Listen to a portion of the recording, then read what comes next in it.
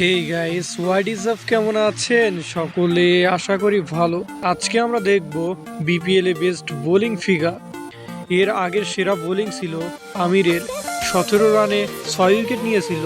এইবার আসরে চলতি বিপিএল এ আমিরের বেস্ট এরিয়ে তাসকিন আহমেদ 7 উইকেট নিয়েছে এক ইনিংসে। গায়েস, আজকের এই ভিডিওতে টি-20 ম্যাচে সর্বোচ্চ 7 উইকেট নেওয়া 3জন বোলারকে দেখাবো। এই 3জন, চলুন দেখে আসা যাক। Number 3, Taskin Ahmed.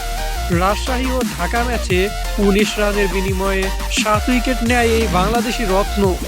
And number 2, লেইসেস্টারশায়ার O Warwickshire ম্যাচে কলিন আকারম্যান 18 রানে 7 উইকেট নেয়। ঘটনাটি ঘটে 2019 সালে। And the topper number 1, Sijarul Idris নামে এক প্লেয়ার 8 রানে 7 উইকেট নেয় মালয়েশিয়া ও চায়না ম্যাচে।